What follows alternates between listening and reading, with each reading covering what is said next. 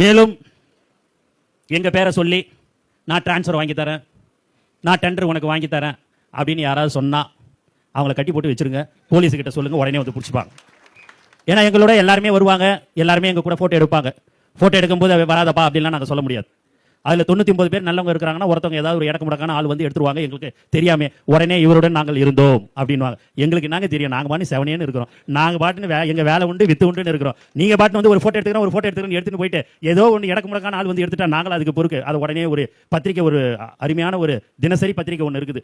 யார் எது செஞ்சாலும் சரி அது தாவேகா உறுப்பினர், தாவேகாவில் இருந்தவர் அப்படின்னு எதையாவது ஒன்று சொல்லி அவங்களாவே அந்த துண்டெல்லாம் போட்டு டிசைன் பண்ணி அவங்களே போட்டுருவாங்க. இது ஏன் பண்ணுறாங்கன்னே தெரியல.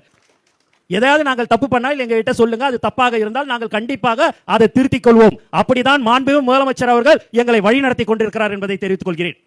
அசம்பிளியில் பார்த்தீங்கன்னா இது வரைக்கும் ஒரு 7-8 பேரை பிடிச்சி கொடுத்துருக்கோம். என்னன்னு கேட்டால் எனக்கு அவரை தெரியும், இவரை தெரியும், நான் இந்த இதை வாங்கி தரேன், டிரான்ஸ்ஃபர் வாங்கி தரேன், டெண்டர் வாங்கி தரேன்னு சொல்லி ஒரு 7-8 பேரை பிடிச்சி போலீஸில் கொடுத்துருக்கிற ஒரே கட்சி தமிழக வெற்றி கழகம் மட்டும்தான். நாங்கள் ஊழல் செய்ய மாட்டோங்க, தெளிவாக சொல்லிடுறாங்க, திட்டவட்டமாக சொல்லிடுறோம். எங்ககிட்ட அதெல்லாம் எதிரே பார்க்காதீங்க, டெண்டர் கிடைக்குமா, அது கிடைக்குமா, இது கிடைக்குமா எதிர்பார்க்க. மக்களுக்கு என்ன செய்யணும்னு நினைக்கிறீங்களோ அதை நாங்கள் செய்து கொடுக்கறதுக்கு தயாராக இருக்கிறோம். அதில் எந்த மாற்றமும் கிடையாது.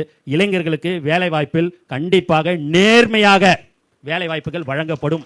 அதில் மாற்று கருத்தே இருக்காதுங்க. கண்டிப்பாக எந்த துறையிலும் யாரும் எந்த ஒரு அமைச்சர் பெருமக்களும் நாங்கள் தவறு செய்ய மாட்டோம் என்பதை மீண்டும் மீண்டும் நான் சொல்லிக் கொள்கிறேன். நாங்கள் கண்டிப்பாக யாரும் ₹1 பணம் வாங்காமல் எல்லா மக்கள் பிரச்சனைகளை நாங்கள் ₹1 பணம் வாங்க மாட்டோம். அப்படி வாங்கினால் நாங்கள் இந்த பதவியில் இருக்க விடமாட்டார் எங்கள் தலைவர் தளபதி.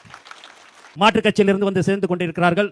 அவர்களிடம் எல்லாம் நாங்கள் சொல்வது, எந்த ஒரு எதிர்பார்ப்பும் இல்லாமல் தயவு செய்து வாருங்கள். உங்களுக்கு மக்களுக்கு என்ன தேவை, மக்களுக்கு நாங்கள் என்ன செய்ய வேண்டும், மக்களுக்கு இந்த தொகுதியில் இந்த பிரச்சனை இருக்குது என்று சொல்லுங்கள், அதை நாங்கள் உடனடியாக செய்து தருகிறோம். வேற எதையாவது நினைத்துக் கொண்டு யாரும் வர வேண்டாம் என்று நாங்கள் சொல்லுவோம்.